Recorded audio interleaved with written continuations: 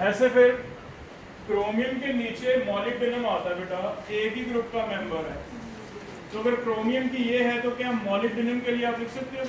Krypton krypton 5s1 45 ठीक है। और दो होगी, याद करनी है, एक्सेप्शन है दोनों, है ना। नेक्स्ट एक्सेप्शन है कॉपर का। किसे याद है जो उस दिन हमने किया था कॉपर का कॉन्फिगरेशन? 4s1 3d10 मैं ऐसे लिख दूं 3d10 पहले 4s1 ये नहीं करते थे ना। यस अब कॉपर के नीचे दो एलिमेंट और आते हैं। कॉपर के नीचे ग्रुप में रहता है सिल्वर, सिल्वर के नीचे रहता है गोल्ड। जैसे मैंने बताया अभी आप ध्यान कर लो, इससे नेक्स्ट चैप्टर हमारा पीरियोडिक टेबल ही है तो और आपको क्लियर। अगर मैंने आपको ये बता दिया भी कॉपर के नीचे सिल्वर आता है, सिल्वर के नीचे गोल्ड आता है, तो मुझे लगता है आप सिमिलर कॉन्फ़िगरेशन लिख पाओगे। क्या लिख पाओगे? Yes sir. आर्गन की जगह क्या लिख दोगे? क्रिप्टॉन। 3d की जगह 4d10 5s। इसके नीचे क्या लिखोगे? Xenon। यहाँ पे 5d10 6s1 आउटर मोस्ट लिख रहा हूँ, ठीक है। अच्छा अब थोड़ा सा और चेंज करते हैं, इसे रीअरेंज करके लिखना। आर्गन 4s1 3d10 है ना। पहले 4s भरता है, फिर 3d, फिर क्या भरता है 4p। ऐसे याद है? शेल्स बताओ कैसे कैसे थे। 1 लास्ट में आपका क्या नेम है बेटा? ऋषभ। हाँ, सेकंड और थर्ड शेल का कॉन्फ़िगरेशन, सेकंड का होता है 2s2p, थर्ड का 3s3। ठीक बताया इसने? ऋषभ आपके साथ कौन है? एकमजोत 4 और 5 का सिमिलर था बेटा। 4 में क्या लिखते हैं? पहले 4s, फिर 3d बीच में आता है, फिर आता है 4p, 5s 4d 5, ये याद है? लेकिन 6 में 6s 4f 5d, ये भी याद है? तो यहाँ देखते हैं फिर क्या चेंज हो सकता है। यहाँ कोई फर्क नहीं पड़ेगा, क्रिप्टॉन 5s 4d। लेकिन यहाँ जब भरेंगे क्रिप्टॉन के बाद जीनॉन तो 6s के बाद 4f पहले आता है ना, तो हो सकता है ऐसे लिखा मिले कि 4f 14 5d क्या है, डिपेंड्स। गलत ये भी नहीं करेगा अगर आप s1 5d लिख दोगे, लेकिन हमें पता भी 5d भरने से पहले 6 शेल ऐसे भरता है कि 6s भरता है, फिर 4f भरता है, फिर 5d भरता है, फिर 6p भरता है। ये याद है? तो हमें फिर ये थोड़ा सा ध्यान अगर रख लोगे तो ज़्यादा अच्छा रहेगा कि अगर 5d 10 भर दिया हमने, इसका मतलब उससे पहले क्या भरा होगा? 4f 14 भरा होगा। तो पहले 4f 14 फिर 5d क्या है, याद रह जाएगा? रह गया? ठीक है। नहीं ये भी गलत नहीं करेगा, सीधा इतना लिख देना। आउटर मोस्ट पूछी जाती है तो 4s1 3d10 5s1 4d10 6s1 5d10। लेकिन अगर तुम्हें लगे कॉन्फ़िगरेशन में ABC चॉइसेस में ये भी दिया हुआ है तो तुम्हें देख के याद आ जाएगा कि ये सही है। क्यों सही है? क्योंकि अगर 5d में 10 जाते हैं तो उससे पहले 4f में कितने भरे होंगे? तो 4f 14 5d हो जाएगा। इन्हें याद कर लो। तीनों को नाम देते हैं हम कॉइनेज मेटल, क्योंकि ये कॉइन बनाने के काम आती हैं। तो कहीं अलग से आ जाएगी। कॉइनेज मेटल कोई पढ़ा आपको केमिस्ट्री में? तो हम कहेंगे कॉपर, सिल्वर और गोल्ड को क्या नाम दिया जाता है? कॉइनेज। और इन तीनों का कॉन्फ़िगरेशन एक्सेप्शन, जो 5 जगह एक्सेप्शन है सिमिलर, जो हम एक्सप्लेन कर पाएंगे, कुछ ऐसी हैं जो एक्सप्लेन नहीं कर पाएंगे, उन्हें हम सिर्फ याद करेंगे। ये 5 आप दो रीजन के बेस पे, सिमेट्रिकल डिस्ट्रीब्यूशन और दूसरा रीजन क्या है? एक्सचेंज। इसके बेस पे आ सकता है। मींस कल को आपको सिर्फ क्रोमियम कॉपर ना के आपको कह दे भी मॉलिब्डेनम का एक्सेप्शनल कॉन्फ़िगरेशन था, क्या रीजन थे, तो आप सोचोगे भी मॉलिब्डेनम तो क्रोमियम के नीचे आता था। क्रोमियम का कॉन्फ़िगरेशन रफ में लिख के उससे कंपेयर करके किसका लिख लोगे? मॉलिब्डेनम। और एक्सप्लेनेशन सेम दे दोगे भी इसमें दो रीजन, एक तो सिमेट्रिकल डिस्ट्रीब्यूशन, एक क्या है? Half fit. हो जाएगा। ऐसे कॉपर ना आए कल को आगे सिल्वर का क्या है, क्यों है? गोल्ड का क्या है, क्यों है? तो 5 सिमिलर हैं, दो रीजन है, सिमेट्री एंड एक्सचेंज। कर लो भी याद ऐसे, ठीक है। सिर्फ सीक्वेंस याद करने को कहा मैंने। कॉपर के नीचे सिल्वर, सिल्वर के नीचे गोल्ड। आगे तुम इससे थोड़ा सा ये भी पता चल गया कि ग्रुप का कॉन्फ़िगरेशन कैसे हो जाएगा बेटा। आगे टॉपिक स्टार्ट कर रहे हैं। नेक्स्ट टॉपिक हमने इससे रिलेटेड एक छोटा सा टॉपिक और पढ़ना है। टॉपिक बना लो मैग्नेटिक बिहेवियर ऑफ एलिमेंट्स और एटम्स।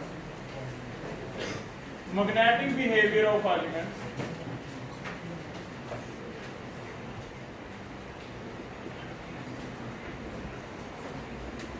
मैग्नेटिक बिहेवियर में हमने एलिमेंट को अलग करना है, एटम को सेपरेट करना है। कुछ एटम है जो अट्रैक्ट होते हैं मैग्नेट की तरफ, लेकिन कुछ एटम है जो रिपेल होते हैं।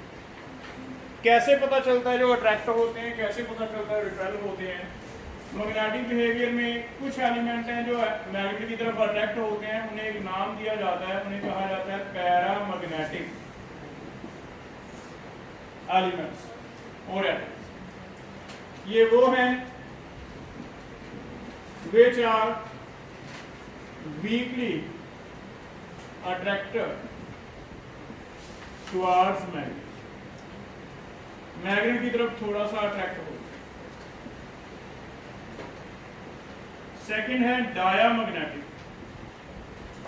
डायामैग्नेटिक वैसे तो वो हैं जो अट्रैक्ट नहीं होते, लेकिन सिर्फ ऐसे के अपोजिट करने के लिए हमने इसे ऐसे लिया हुआ है which are weakly repelled, जो वीक रिपेल होते हैं बाय मैग्नेट। अगर रिपेल होते हैं तो डायामैग्नेटिक, अट्रैक्ट होते हैं तो पैरा। ठीक है, पता कैसे चलता है और क्या लॉजिक है इस चीज का? हमने किया कि एक ऑर्बिटल के अंदर या तो एक इलेक्ट्रॉन होगा, ज्यादा से ज्यादा पॉलीज रूल कहता है कितने इलेक्ट्रॉन आ सकते हैं एक ऑर्बिटल के अंदर? 2। लेकिन जब दूसरा इलेक्ट्रॉन आएगा उसके बारे में कोई कंडीशन है? ऑपोजिट। ऐसे था। अब अगर एक अनपेयर्ड इलेक्ट्रॉन है तो ये ऐसे दिखेगा हमें कि एक ऑर्बिट में 2 इलेक्ट्रॉन घूम सकते हैं, लेकिन इसमें एक है। मान लेते हैं ये क्लॉकवाइज है। क्लॉकवाइज का कुछ ना कुछ मैग्नेटिक मूवमेंट डेवलप होगा।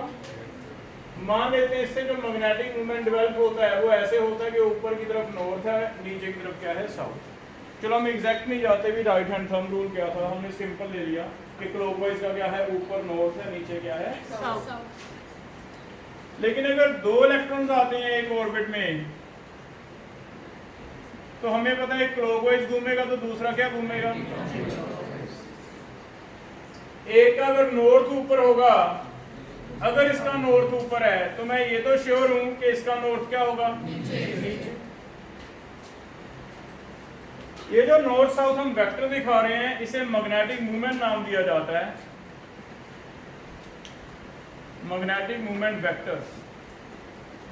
ये एक वेक्टर क्वांटिटी है, शायद आप फिजिक्स में पढ़ोगे अभी। ये मैग्नेटिक वेक्टर्स क्या हैं? अगर तो एक वेक्टर है नॉर्थ साउथ सिर्फ एक, तब तो ये कैंसिल नहीं हो रहा। लेकिन अगर 2 हैं तो ऑपोजिट हैं, ऑपोजिट होने की वजह से चेक करो, इसका नॉर्थ है इसका साउथ है, कैंसिल हो जाएगा। इसका साउथ है इसका नॉर्थ है, कैंसिल हो जाएगा। इसे हम क्या मानते हैं? वेक्टर प्रोडक्ट है। वेक्टर प्रोडक्ट का मतलब ये है कि एक नॉर्थ साउथ ऊपर है, उसके साथ एक मैग्नेट और रख दी जो उल्टी है नॉर्थ साउथ। इससे क्या हो गया? वो और किसी को खींचेंगे नहीं, क्योंकि इसका नॉर्थ साउथ के साथ लग गया, इसका साउथ किसके साथ लग गया? नॉर्थ के साथ। मीन नेट मैग्नेटिक मूवमेंट क्या हो गई? इसकी खत्म हो गई, जीरो। लेकिन अगर एक ही वेक्टर बचा है, इसका नॉर्थ भी है इसका साउथ भी है, तो अब जब बाहर से मैग्नेट आएगी तो इसका नॉर्थ किसकी तरफ अट्रैक्ट होगा? साउथ की तरफ। इसका मतलब क्या लॉजिक लग रहा है अभी? ऐसे एटम जिनमें ऑर्बिटल में सिंगल एक इलेक्ट्रॉन है, उनमें तो नॉर्थ साउथ कैंसिल नहीं होंगे। कैंसिल नहीं होंगे तो मैग्नेट की तरफ अट्रैक्ट होंगे। जैसे मैं मैग्नेट इसकी तरफ लेके जाता हूँ, मैग्नेट का मान लो ये नॉर्थ है, तो ये वाला कौन सा हिस्सा अपना सामने जाएगा? साउथ। अट्रैक्शन हो जाएगी। अगर मैं साउथ लेके जाता हूँ तो ये कौन सा हिस्सा ले आएगा? तो ये तो बेटा होते हैं अट्रैक्ट। लेकिन जिनमें पेयर्ड हो गए नॉर्थ साउथ रहे ही नहीं, कैंसिल हो गए तो ये क्या होते हैं? Weekly repel. अट्रैक्ट नहीं होते इसलिए क्या कहा जाता है? Weekly repel. ठीक है, तो हम 2 तरह के एटम्स डिवाइड कर सकते हैं। अट्रैक्ट होते हैं पैरामैग्नेटिक कहा जाता है, रिपेल होते हैं डाया। और पता कैसे चलेगा? देख के पता चल जाएगा कॉन्फ़िगरेशन से। कंडीशन क्या है? कंडीशन ये है कि अगर इसमें अनपेयर्ड इलेक्ट्रॉन्स हैं, अनपेयर्ड इलेक्ट्रॉन प्रेजेंट, तो वो तो क्या होगा? पैरा। लेकिन अगर कोई भी अनपेयर्ड इलेक्ट्रॉन नहीं है, देयर इज नो अनपेयर्ड, तो वो क्या होगा? तो ऐसे पैरा और डाया आप देख सकते हो। पैरा किसी की कॉन्फ़िगरेशन लिख के देखेंगे, अगर उसमें कॉन्फ़िगरेशन के अंदर किसी भी शेल में, किसी भी सब शेल में, किसी भी ऑर्बिटल में अगर कोई एक भी अनपेयर्ड इलेक्ट्रॉन है, तो वो तो आप लिखोगे पैरा, अट्रैक्ट होगा। लेकिन अगर कोई भी अनपेयर नहीं है, सारे के सारे पेयर बने हुए हैं, वो क्या लिखोगे? डाया। ठीक है, हो जाएगा बेटा।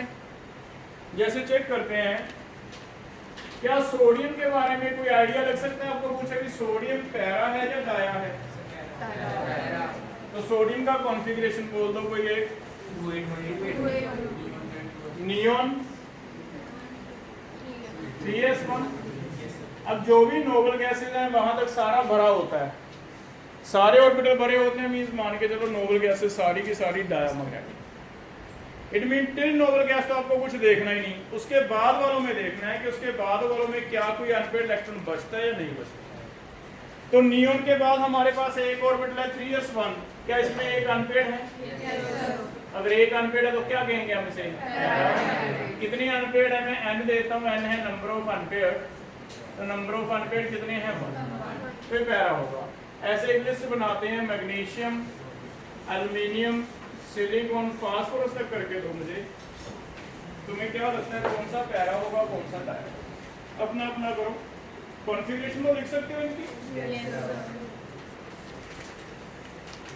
सिर्फ बाहर वाले शेल में देखना होता है कि क्या कोई अनपेयर्ड इलेक्ट्रॉन है।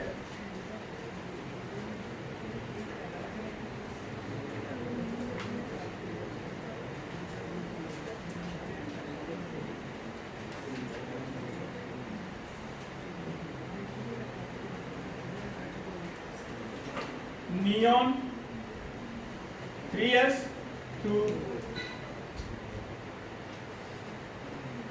3s2 के बारे में बताओ अंकिता, पेयर है या अनपेयर्ड है? 3s में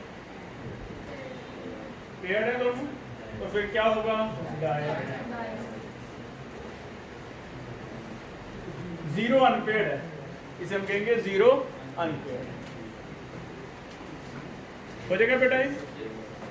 चेष्टा आगे वाले में बताओ। नियॉन कॉन्फ़िगरेशन क्या लिखें? एल्युमिनियम का 13 है, neon 3s, 3s2, 3p1। Neon 3s2, 3p1। 3s तो 2 पेयर हो गए। हम ऐसे बॉक्स दिखाते हैं, p के कितने बॉक्स दिखाए थे? 3, और इसमें कितने इलेक्ट्रॉन है? 1। तो क्या होगा? कितने अनपेयर्ड हैं? 1। हो जाएगा। सिलिकॉन के लिए चेक करो। Neon 3s2, 3p2। कितने अनपेयर्ड हैं? 2 अनपेयर्ड आएंगे। p2 कैसे भरना है? हंस रूल, ऐसे भरा जाए। पेयरिंग नहीं करते होते, तो 3p2 चेक करना, ऐसे भरते थे। इट मीन 2 अनपेयर्ड है। 2 अनपेयर्ड है तो क्या होगा? हो जाएगा।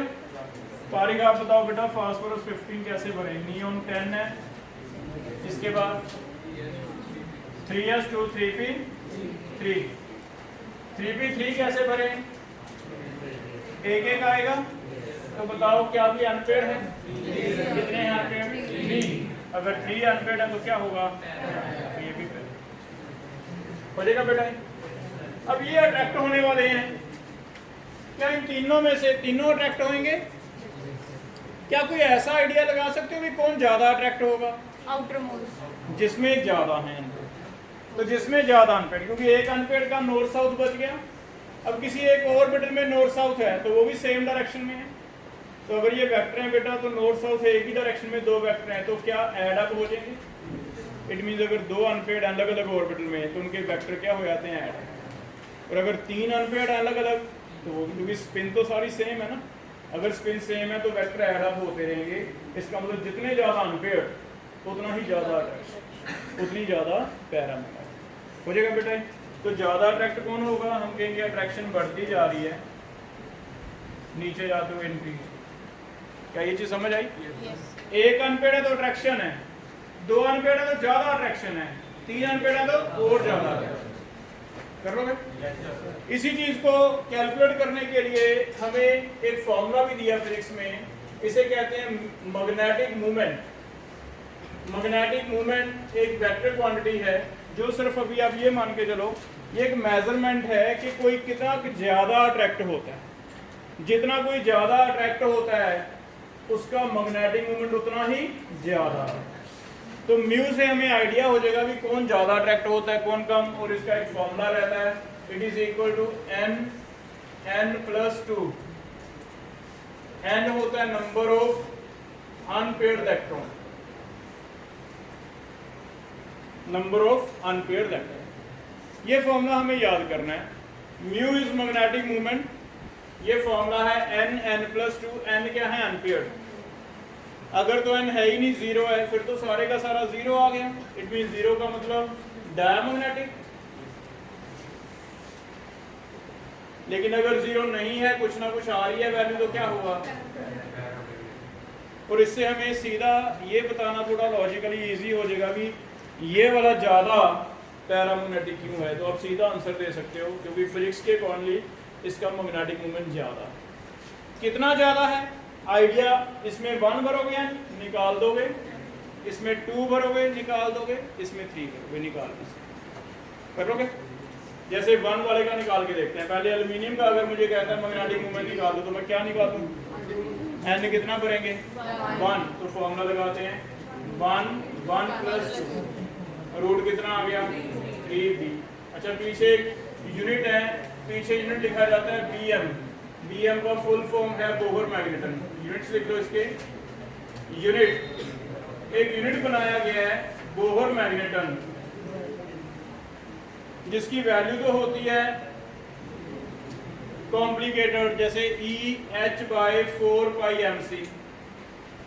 E की वैल्यू होती है जितना इलेक्ट्रॉन पे चार्ज है, H अलग। लेकिन ये हमें याद नहीं करना, इसलिए हमें सिंपल क्या लिखना है? bm। तो हमारे लिए इसे सारी वैल्यू को आंसर उसने कैलकुलेशन में नहीं किया, क्योंकि हमें तो सिर्फ कंपैरिजन करना है कि किसका ज़्यादा किसका कम। तो हम क्या लिख देंगे? bm। ठीक है, बोहर मैग्नेटन। तो अगर यहाँ 1 भर के √3 है, चाहे तो √3 छोड़ दो, या फिर इसे मैं 1.73 लिख सकता हूँ। पीछे क्या लिखा रहेगा बेटा? bm। समझ आ जाएगा bm? bm कुछ नहीं, इसका एक यूनिट बनाया, तो हर जगह पीछे bm लिख दो। कर लोगे? ऐसे अब इसका निकाल के तो 2 अनपेयर्ड वाले का 3 का निकाल दे। 2 अनपेयर्ड है तो कितना होगा? 3। सिर्फ आपको रूट लेना आना चाहिए।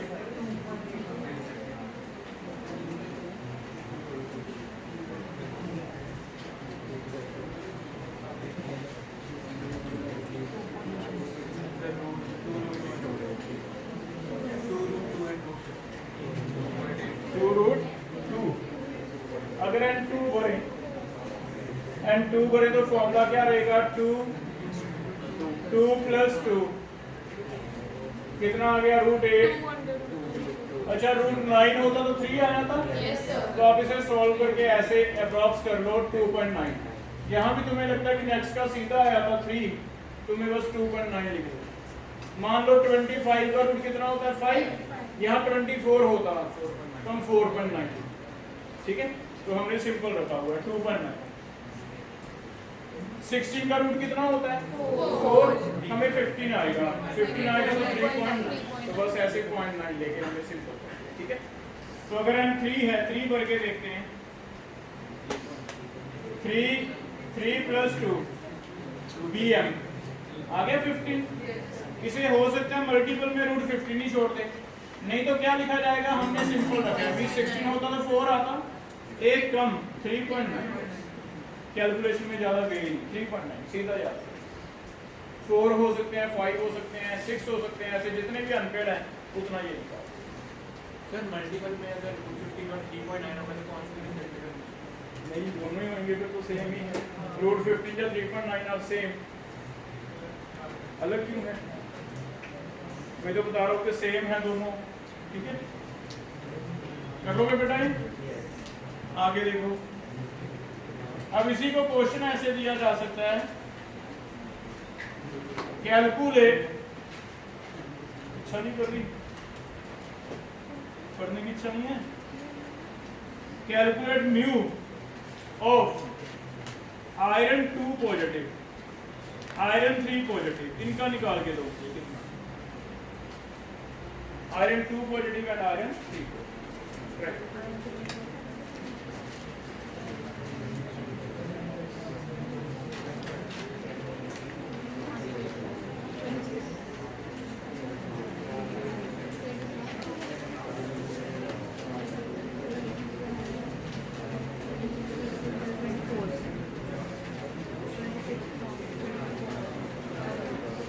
आयरन 2 पॉजिटिव आपको केटाइन लिखना सिखाया था, कौन बताएगा कैसे, क्या अलग चीज क्या थी इसमें? रीअरेंज करना था, फिर बाहर वाले शेल से निकालना है ना। तो आयरन का पहले हम आयरन का कॉन्फ़िगरेशन लिखेंगे। आप आयरन का कॉन्फ़िगरेशन लिखो कॉपी पे। इसका एटॉमिक नंबर 26 है और 30 तक कोशिश करो लर्न हो जाए हमें, है ना, 30 तक।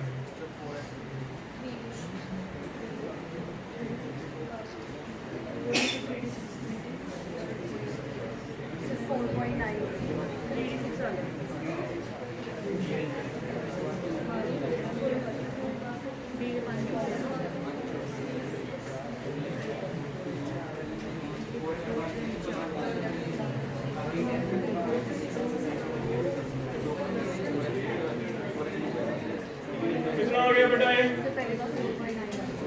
आयरन के लिए चेक करो, आर्गन, आर्गन के बाद भरा जाएगा।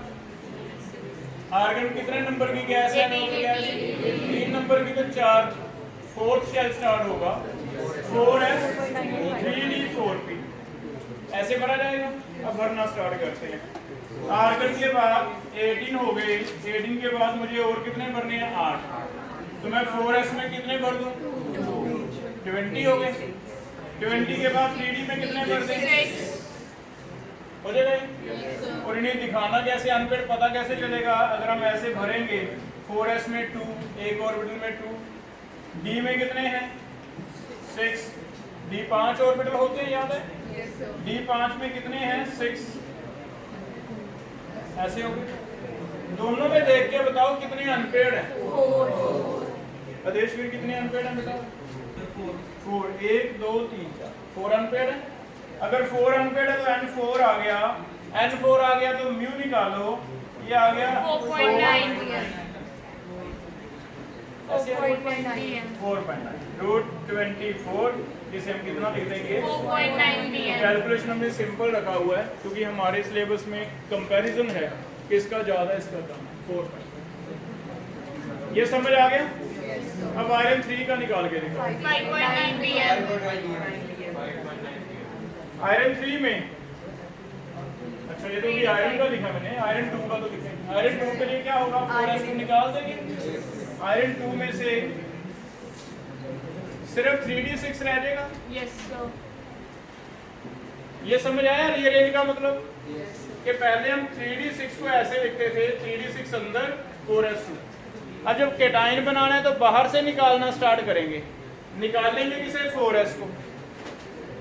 अब 2 पॉजिटिव का मतलब कितने निकालने हैं? 2, तो 4s में से 2 निकाल दिए, क्या रह गया? 3d6। ऐसे आप आयरन 3 पॉजिटिव का भी लिखो। अब 3 निकालने हैं, 3d5 और दोनों का मुझे निकाल के दो अनपेड कितने कितने? 4.9 pm and 5.9 pm 4.9 एंड 5.9 पहले इसके लिए 3d6 ऐसे आ जाएगा, 1 2 3 4 5 6, कितने अनपेड है? 4 अनपेड है तो रूट आ जाएगा 4 प्लस 2, कितना आ गया? 24 4.9 pm इसका आ जाएगा 5 अनपेड, d5 ऐसे हो जाएगा।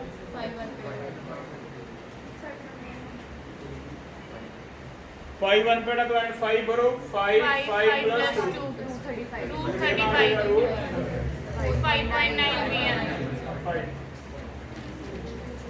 ठीक है। तो एक है छोटा सा टॉपिक है लेकिन इम्पोर्टेंट है एमसीक्यू के बेस पे कि किसका कितना मैग्नेटिक मोमेंट कर लोगे। एक और चेक करो, क्वेश्चन लिखो इसके एक दो कैसे आएंगे। पहला क्वेश्चन लिखो, out of copper 1 positive and copper 2 positive, out of copper 1 positive and copper 2 positive, पहला क्वेश्चन है which one is paramagnetic, which one is paramagnetic and why, कौन सा एक है जो पैरामैग्नेटिक है। और सेकंड क्वेश्चन एक उल्टा ऐसे आ जाता है कई बार कि आपके पास कहता है कि हमारे पास कोबाल्ट है जिसके ऊपर X पॉजिटिव है, X नहीं पता कितना है, कोबाल्ट का ऑक्सीडेशन नंबर पता नहीं कितना है, X पॉजिटिव है, may be 2 positive, may be 3 positive, may be 1 positive, ऐसे कुछ दिया हुआ है ना। लेकिन हाँ इसकी म्यू दी हुई है, म्यू जो है दैट इज 4.9 pm। तो आपको बताना है कि कोबाल्ट 1 पॉजिटिव है या कोबाल्ट 2 पॉजिटिव है या कोबाल्ट 3 पॉजिटिव है या कोबाल्ट 4 पॉजिटिव। तो उल्टा आ गया, इसमें मैंने कैटाइन दे दिया था आपको, म्यू पूछी थी, अब म्यू मैं दे रहा हूं, कैटाइन आप बताओगे। 4.9 pm से आपको ये आइडिया लगेगा कि कितने का अनपेड है, कितने अनपेड है 4.9 के 4 है। हिट एंड ट्रायल करके देख लो, क्या 4 बढ़ के हमारा 4.9 आता है। तो पहले अगर n1 भरा है, कॉपी पे चेक करो कि आपका n1 से म्यू 1.73 आया है। अगर n2 भरा है, कॉपी पे निकालो 2 भर के आंसर क्या आ रहा है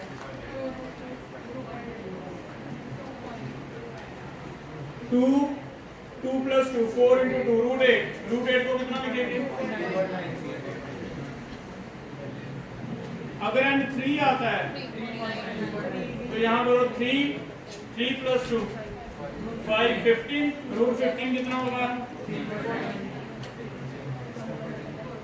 याद है। n4 के लिए भर के देखो 4.9 आ जाएगा। n5 के लिए भर के देखो 5.9। तो ये ना ध्यान से देखो, याद ही हो जाएगा यहाँ तक। तो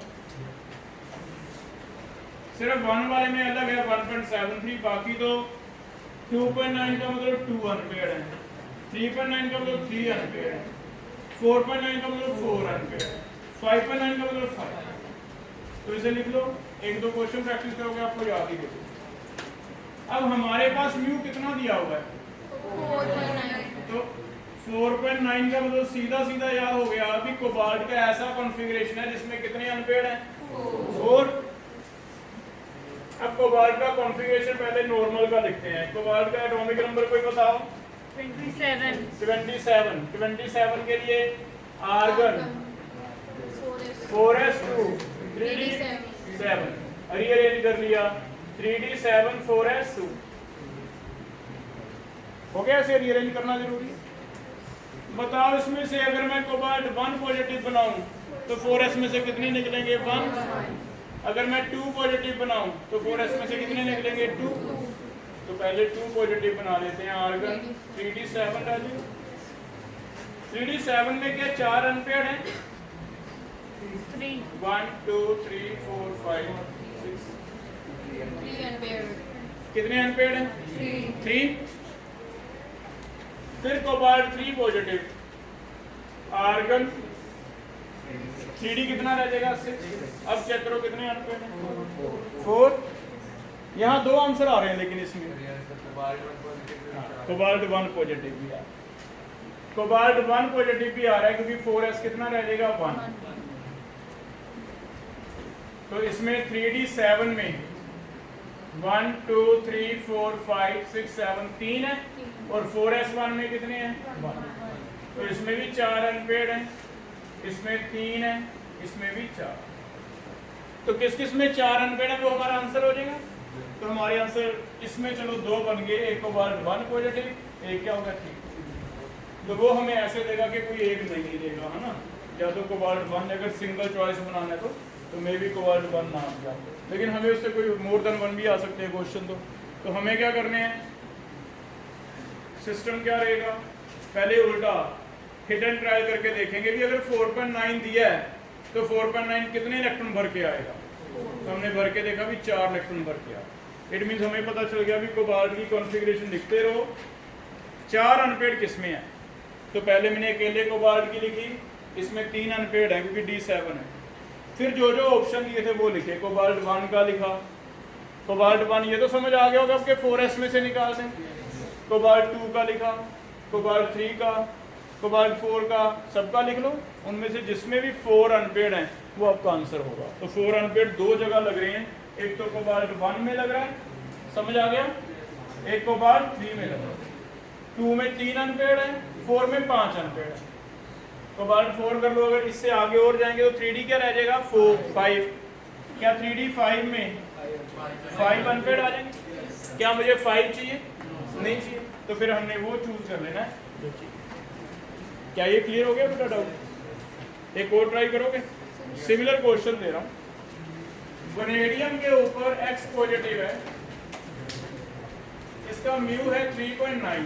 तो चेक करो क्या ये वनेडियम 2 पॉजिटिव है, 3 पॉजिटिव है, 4 पॉजिटिव है या 5। 3.9 दिया हुआ है।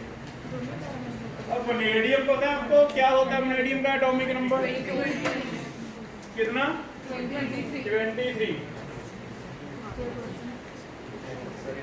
एटॉमिक नंबर 21 होता है स्कैंडियम, 22 होता है टाइटेनियम, 23 होता है vanadium, 24 chromium, 25 manganese, 26 iron, 27 cobalt, 28 निकल, 29 कॉपर, 30 क्या है।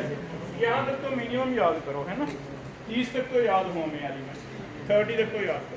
बाकी हम पीरियोडिक टेबल में ग्रुप वाइज कर लेंगे। Next topic next.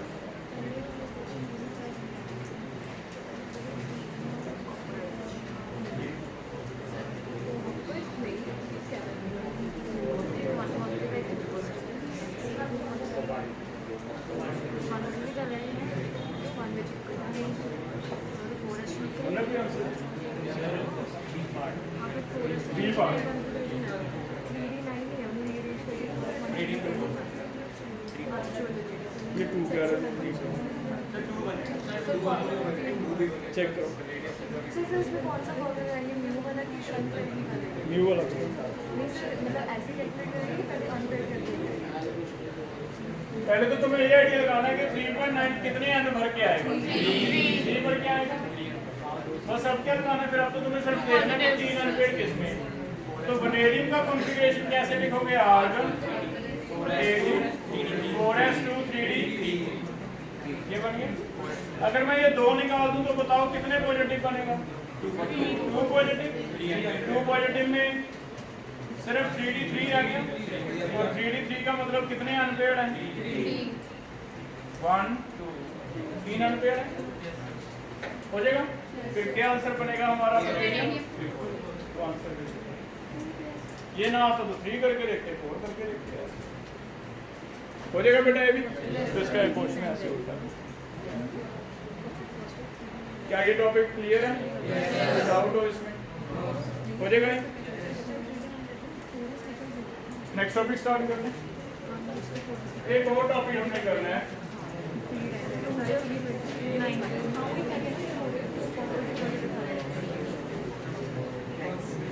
Next topic main हमारा बचा इसमें शेप्स ऑफ ऑर्बिटल्स।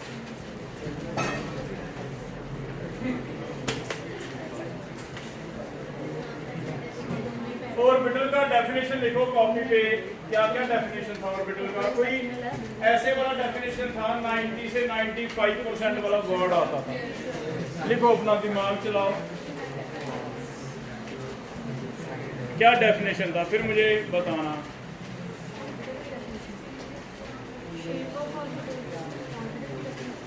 बताओ wait. Probability of finding an electron is 95 to 98%. 90 से 95। तो ये क्या था, न्यूक्लियस के अराउंड ऑर्बिटल का डेफिनेशन एक ये भी है, orbital space around nucleus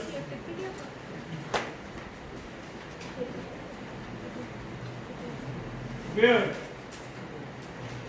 probability of finding the electron is maximum। Maximum होना जरूरी है, वो तो एक आइडिया है कि 90 से लेके 95% तक हो। इसे क्या कहते थे हम, ठीक है। इस डेफिनेशन के अकॉर्डिंगली हमारे शेप्स बनेंगे ऑर्बिटल्स के। शेप्स क्या हैं, आज हम एक का पढ़ेंगे शेप। मान लो शेप ऑफ एस ऑर्बिटल पढ़ रहे हैं, ऑर्बिटल एस है, पी है, डी है, एफ है। हमारे सिलेबस में एस, पी और डी तीन के शेप। शेप का क्या मतलब है, न्यूक्लियस के अराउंड जो एस इलेक्ट्रॉन के एस सबशेल में 2 इलेक्ट्रॉन है वो घूमेंगे तो ऐसे ही, नो डाउट घूमेंगे तो सर्कुलर पाथ में ही। लेकिन एस इलेक्ट्रॉन कहाँ कहाँ जाता है घूमते हुए, वहां अगर हम फोटोज खींच लें इसकी और वो फोटोज को ऐसे डॉट्स लगा देंगे, एक बार यहाँ देखा, एक बार यहाँ देखा, एक बार ऊपर देखा, एक बार नीचे, ऐसे ऐसे डॉट्स लगाते जाएंगे तो आप देखोगे कि न्यूक्लियस के अराउंड एक पर्टिकुलर रीजन है जिसमें डॉट्स मैक्सिमम लग रहे हैं, जिसमें वो इलेक्ट्रॉन घूमता हुआ मिलेगा। कभी कभी चलो बाहर भी डॉट लग गया, लेकिन अगर हम उन्हें इग्नोर कर दें और ज़्यादा डॉट्स वालों को एक इमेजिनरी बाउंड्री ड्रॉ कर दें कि हमें पता है कि यहाँ इसके अंदर अंदर एस का इलेक्ट्रॉन ज़्यादा मिलता है, तो ये एक रूम बन गया इलेक्ट्रॉन का, यहाँ पे इलेक्ट्रॉन रहता है, यहाँ इसके अंदर अंदर इलेक्ट्रॉन दिखे। और इस रूम का आपका शेप क्या है, उसी रूम के शेप को हम इसका शेप कहते हैं, शेप ऑफ ऑर्बिटल। अब S के बारे में क्या देखा गया कि S L की वैल्यू अगर देखें, L की वैल्यू एक ही है, S के लिए कितनी है, 0। M की वैल्यू -0 -L, क्या फॉर्मूला रहता है, -L, आगे बोलना 0 फिर +L। तो ये -0 तो कुछ होता नहीं, 0 ही आ गया। 0 का मतलब एक ही ओरिएंटेशन है। एक ओरिएंटेशन का मतलब ये है कि S एक ही ऑर्बिटल है, S के जो इलेक्ट्रॉन है वो तीनों एक्सिस के अलोंग कहीं भी जा सकते हैं। They can go along x axis, they can go along y, they can go along z। लेकिन जितनी ओरिएंटेशन बढ़ती जाएंगे, ऑर्बिटल बढ़ते जाएंगे, तो हमने किया था P में कि उन्हें डिवाइड करके उतनी ही जगह बांटनी पड़ेगी। जैसे P में 3 बनेंगे थे, px, py, तो px वाला सिर्फ x के लॉन्ग घूम सकता है, p वाला y के लॉन्ग, pz वाला z। लेकिन s में सिर्फ एक ही है, एक ही है। तो क्या हुआ कि जब हमने न्यूक्लियस के अराउंड सारी स्पेस डिवाइड की, इसमें एक ही ऑर्बिटल है, तो हमने ऐसे कह दिया भी तू फ्री है, जहां मर्जी घूम, सारी जगह तेरी है, किसी और को नहीं देनी। इसका मतलब ये हो गया कि x एक्सिस के अराउंड भी जा सकता है, y के लॉन्ग भी जा सकता है, कभी कभी z के लॉन्ग भी जा सकता है। इट मीन्स ऐसा है कि अगर सोचो ये वाला यहाँ मेरे हैंड है, ये न्यूक्लियस है, न्यूक्लियस के अराउंड कभी वो ऐसे घूमे, उसकी इच्छा है, लेकिन कभी वो ऐसे चला जाए, क्या कोई रिस्ट्रिक्शन है, नहीं, क्योंकि सारी जगह क्या है, उसकी। अगर ऐसा होगा तो सोचो न्यूक्लियस के अराउंड ऐसे घूमा, ऐसे घूमा, कभी ऐसे घूमा, क्या लगता है हर जगह न्यूक्लियस के अराउंड चारों तरफ इलेक्ट्रॉन के डॉट लगेंगे, फोटोज आएंगे। तो हमने देखा कि फोटोज ऐसी आई कि हर जगह न्यूक्लियस के अराउंड एक्स एक्सिस के अराउंड, वाई के अराउंड, जेड के अराउंड, हर जगह हमें इलेक्ट्रॉन घूमता हुआ दिखाई दिया। और जब इसे एक इमेजिनरी बाउंड्री दी तो एक शेप बनी, और ये शेप को हम क्या स्फेरिकल कह सकते हैं। This is not rectangle, this is not square, ये क्या होगा, स्फेरिकल होगा। इट मीन्स एक इतना हिस्सा जो स्फेरिकल बना है वो इसकी शेप मानी जाएगी। तो हम कहते हैं एस की जो शेप है वो शेप क्या होती है, this is known as spherical. Spherical shape माना जाता है। स्फेरिकल का मतलब x के लॉन्ग भी मिलेगा, y के लॉन्ग भी मिलेगा और z के लॉन्ग हो जाएगा। तो ऐसे स्फेरिकल शेप डिसाइड कहां से हुआ, क्योंकि l 1 था, l 0 था, m भी 1 था। करोगे ये समझ आ गया। ऐसी अगर मैं p की बात करूं, सेकंड कर रहे हैं शेप ऑफ p के लिए कोई l बताओ 1, तो क्या m की वैल्यू -1 0 1 -1 0 एंड 3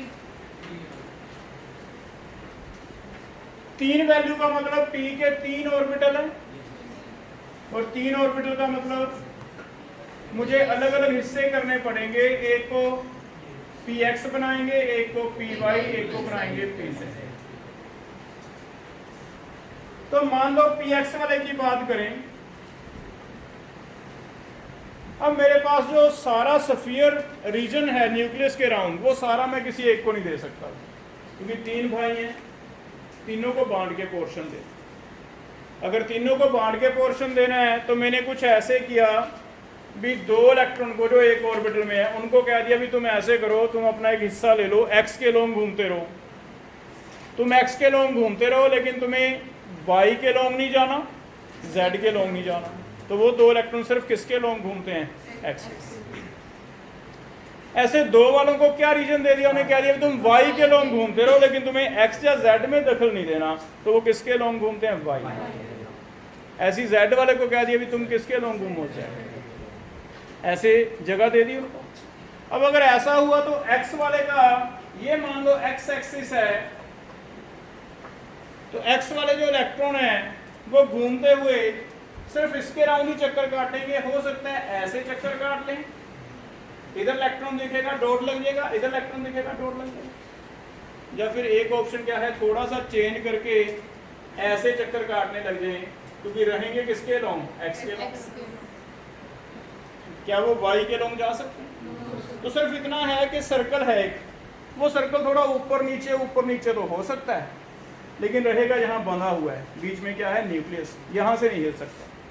तो सोचो अगर ऐसे हो गया तो ऊपर चला गया x के लॉन्ग, ऐसे हो गया नीचे चला गया x के लॉन्ग। इट मीन्स बीच में न्यूक्लियस है, लेकिन दोनों साइड कभी ऊपर कभी नीचे, कभी ऊपर कभी नीचे, ऐसे डॉट्स लगते जाएंगे। तो अगर इसकी फोटोज खींचें बेटा तो बीच में न्यूक्लियस है, इसकी फोटो कुछ ऐसे आएंगी, कभी ऊपर जाता था, कभी नीचे जाता था, कभी ऊपर, कभी ऐसे आएंगी। इसका मतलब अगर मैं इसे मिलाऊं तो कुछ ऐसे स्फीयर बन जाएगा बैलून की तरफ। क्या ऐसे दूसरी तरफ भी ऐसे ही आएगा, कभी ये ऊपर दिखा, कभी नीचे, कभी ऊपर, कभी नीचे, लेकिन इधर नहीं आ पाया, यहाँ नहीं आ पाया। ऊपर और नीचे दिखता रहा, तो मैंने जो डॉट्स लगाए उन्हें मिलाया, तो फिर से इधर भी एक बैलून आ रहा है, ऐसे होगा। तो फिर इसमें शेप जो है स्फेरिकल नहीं बनती, इस तरह की शेप बनती है, क्योंकि रीजन रेस्ट्रिक्टेड है, ये x वाला है। और ये जो शेप है ये ऐसे है कि एक बैलून को बीच में से, बैलून्स है मान लो, एक बैलून को बीच में से दबा दिया, 2 हिस्से बन गए, वो दोनों जो बैलून है वो किसके लॉन्ग रहेगा, x के लॉन्ग। एक बैलून रहेगा y के लॉन्ग, एक बैलून क्या रहेगा, z के लॉन्ग। तो x वाले की शेप कैसे है, x वाला शेप ऐसे दिखेगा भी 2 बैलून्स हैं, एक लेफ्ट साइड पे एक राइट साइड पे, रहेगा किसके लॉन्ग, x के। अब मैं इसे स्फेरिकल तो नहीं कह सकता, तो इसे एक नया नेम दिया जा रहा है, इसे कहा जा रहा है डम्बल शेप। डम्बल शेप कहा जाता है। डम्बल कभी देखे हो, है ना, वो जो डम्बल हैं वैसे ले लो, डम्बल शेप है, बैलून ले लो, बैलून में बीच में से अगर दबा दें, ऐसे फोल्ड कर दें, 2 हिस्से बन जाएंगे, किधर है किधर। वो बैलून ऐसा एक रीजन है, एक रूम है जिसमें इलेक्ट्रॉन घूमता रहेगा। इसका मतलब ये नहीं कि इलेक्ट्रॉन ऐसे ऐसे घूमेगा, नहीं, इलेक्ट्रॉन तो ऐसे ही घूमेगा जैसे ऊपर बनाया मैंने, वो तो सर्कुलर ही घूमेगा, लेकिन हाँ घूमते हुए या तो इधर ऊपर नीचे दिखेगा या फिर इधर ऊपर नीचे दिखेगा, कभी ऐसे नहीं होगा। बात समझ आ रही है? तो इसका सर्कुलर पाथ रहेगा वैसे ही, हाँ थोड़ा ऊपर दिख सकता है, नीचे ऊपर नीचे। न्यूक्लियस पे तो नहीं होगा, क्या न्यूक्लियस के साथ टकराएगा इलेक्ट्रॉन, तो फिर साइडों पे ही होगा। तो बाहर वाले को देखते हुए क्या दिख रहा है अभी, इलेक्ट्रॉन या तो फोटोज लिए जा रहा है वो, या तो इलेक्ट्रॉन इधर दिख रहे हैं या इधर दिख रहे हैं। न्यूक्लियस पे तो नहीं दिखेगा इलेक्ट्रॉन, न्यूक्लियस पे तो जीरो, क्योंकि न्यूक्लियस से तो टकरा ही जाएगा। तो इसकी वजह से एक इमेजिनरी शेप बन रही है, इसे क्या नाम दिया जाता है, तो पी वाला कौन सा होता है, 3 शेप्स बन जाएगी, पी एक्स वाले की, मान लेते हैं ये एक्स एक्सिस है, मान लिया एक्स वाई जेड तीनों रिलेटिव है। कई बार आपके माइंड में होता है कि सर ये वाला जेड है ये एक्स है, ये तीन रिलेटिव एक्सिस होते हैं। बस ये है कि तीनों आपस में परपेंडिकुलर होने चाहिए। ये मेरी इच्छा है मैं तीनों में से किसी एक्स वाई मानूं, क्योंकि एटम इतना छोटा है कि उसे आप रूम की तरह कोई इमेजिन नहीं कर सकते जेड होगा। तो बस तीन रिलेटिव हैं। अगर मैं ग्रीन वाले को एक्स मानता हूँ तो ऑब्वियसली ये वाई है, ये जेड है, कोई भी तीन हो सकते। तो हमें फिर तीन ऐसे देखने हैं कि एक एक्स है, एक क्या है वाई है, एक z है। तो मैं इसे परपेंडिकुलर तो नहीं दिखा सकता, परपेंडिकुलर दिखाने की जगह मैं इसे ऐसे स्लैंटिंग पोजीशन में दिखा दूंगा। इसका मतलब मान लेंगे कि क्या है परपेंडिकुलर। तीन बना लिए। अब x का शेप कैसे बनाएं? x के लोब हमें पता है दो लोब्स हैं, एक राइट साइड एक लेफ्ट साइड। यहाँ पे इलेक्ट्रॉन दिखेगा, यहाँ पे दिखेगा। y वाला ये वाला हिस्सा y का है, x वाला इसमें नहीं जाएगा, ना ही z में जाएगा, ऐसे नहीं जाएगा, सिर्फ एक में रहेगा x। ऐसे y वाला कहाँ कहाँ रहेगा? सिर्फ उसे अलाउड है कि तुम y के लोग जाओ, z के लोग नहीं जाना और x के लोग नहीं जाना।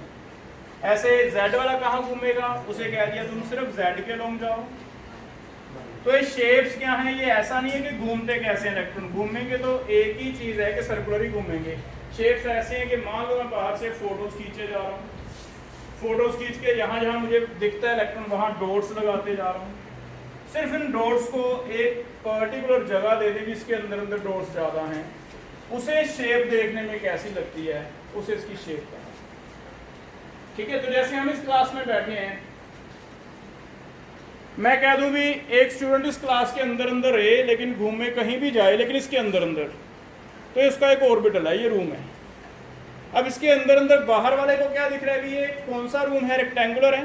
तो वो कहेगा तुम्हारा रूम क्या है? रेक्टेंगुलर है। तो हमारी शेप क्या बन गई? रेक्टेंगुलर। लेकिन अगर एक स्टूडेंट को पूरा स्फेरिकल रूम दे दें और उसको कहीं भी तू कहीं भी जा, इसके बाहर नहीं जाना, तो उसका रूम स्फेरिकल बन जाएगा। स्फेरिकल बन जाएगा तो शेप क्या हो जाएगी? स्फेरिकल। और स्फेरिकल शेप का मतलब यही है कि उसका रूम ऐसा है इलेक्ट्रॉन का कि वो कहीं भी जाए, एक्स या वाई जेड रहेगा स्फीयर के अंदर। डंबल का शेप मतलब एक रूम ही ऐसा पर्टिकुलर बनाया कि एक बैलून इधर है एक बैलून इधर है, ऊपर नीचे नहीं है, राइट लेफ्ट नहीं है। उसे अलाउड है कि या तो तू इधर आ जा या इधर आ जा, उसी के अंदर अंदर दिखे, तो उसे कहते हैं डंबल। ठीक है, हो जाएगा बेटा। तो दो शेप पता चल गई हमें, एस है स्फेरिकल और पी क्या है? डंबल। एक रह गया डी, वो हम कर पड़ेंगे बेटा। ठीक है, कितना हो जाएगा?